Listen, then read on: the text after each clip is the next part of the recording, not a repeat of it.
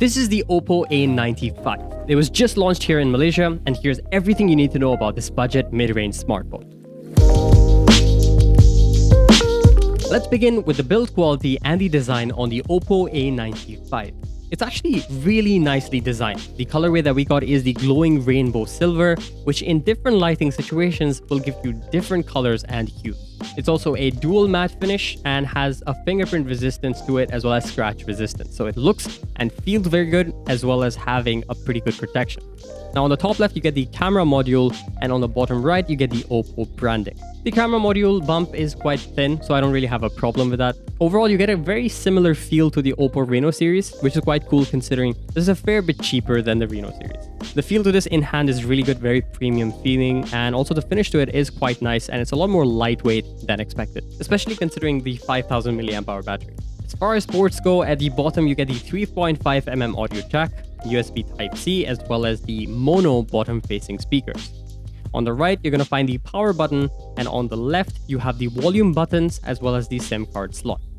Now moving on to the display on this, which I quite like. So you get a 6.43-inch AMOLED panel with only 60 Hz of refresh rate.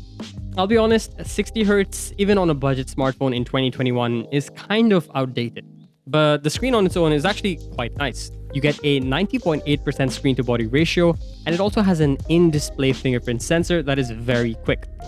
And since it's an AMOLED display, you also get support for the always-on display, which obviously helps make this look like a more premium device than it is. In day-to-day use, content on this looks pretty good. You get nice punchy colors, it's very vibrant, and contrast levels are actually quite nice because of that AMOLED panel. So day-to-day video consumption, whether you're gaming or you're watching movies, Netflix, YouTube, all of that is very enjoyable on this. Where you will notice a bit of a disadvantage, I guess, would be that it's just 60 Hz. And after you've used something like 90 Hz or obviously 120 Hz, the difference is very obvious. On to the software and UI on this. So this comes with Oppo's very own ColorOS 11.1, which is based on Android 11. It's a pretty decent looking skin on top of Android OS. It's definitely one of the better ones that we've seen out there. It also has its own game space to enhance the gaming experience and provide you with some vital information and shortcuts to make your gaming experience a lot smoother and enjoyable. Speaking of gaming, let's move over to the performance bit of this review. Now take into account that this is a budget mid-range smartphone. So yeah, the processor on here is the simple Snapdragon 662 with either 6 gigs or 8 gigs of RAM and 128 GB storage. The 6 gigs of RAM is actually quite good enough already, but on top of that, you can further expand on that using the virtual RAM expansion, which can go all the way up to increasing your RAM by up to 5 GB. Pretty insane. Just think about the fact that some laptops even don't come with that much RAM power. Pretty awesome. Now for everyday use and even gaming, the smartphone is pretty decent. If you want to play with higher frame rates though, you need to turn down your max graphics to low. Considering that this is a 60 Hz panel anyway, you can pretty much choose to boost up your graphics quality to retain that 60 FPS. So gaming experience overall was pretty enjoyable. Using the game space as well, you can configure it, see your CPU GPU usage, how much FPS you're getting out of this, and all that good stuff. So pretty good on the gaming side. Now on to the camera and camera performance on this. At the back, you get a triple camera setup, the main camera being a 48 megapixel f1.7. The second camera is a 2 megapixel f2.4 macro camera. And finally, you have a 2 megapixel f2.4 depth sensor. The front camera on here is a 16 megapixel f2.4 selfie camera.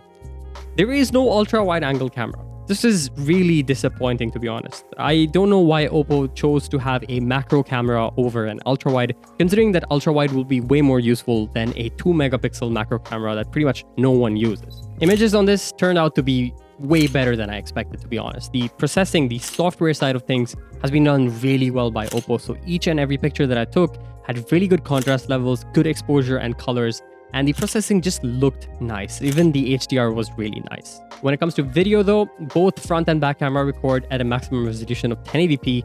The back camera has pretty good colors and contrast levels. HDR is decent, but you do have a pretty good stabilization system on here. So it's very stable compared to some other phones in this same price range.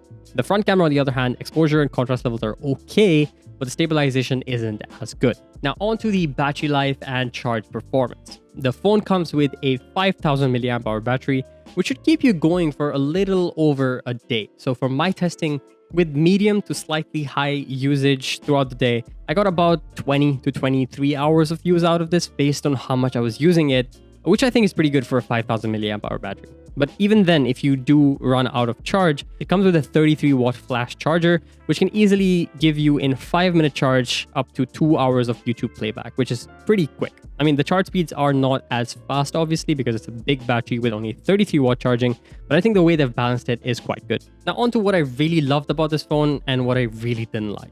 So what I really liked was the build quality and the design. It's a very nice aesthetic phone. I really like the image processing for the images taken and the battery life and performance on this device, considering the processor and the price point. What I really was disappointed by on this phone was the fact that we were just restricted to 60 Hz of refresh rate, considering other phones at the same price range can go up to 90 Hz.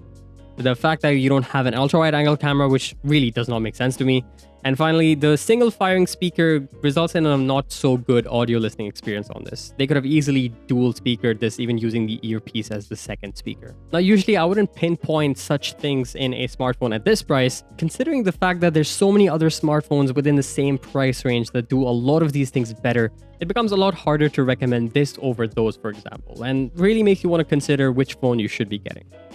Anyway, really hope you guys enjoyed this video. If you did, a like would be appreciated. Subscribe for more content like this, and I'll see you again in the next video.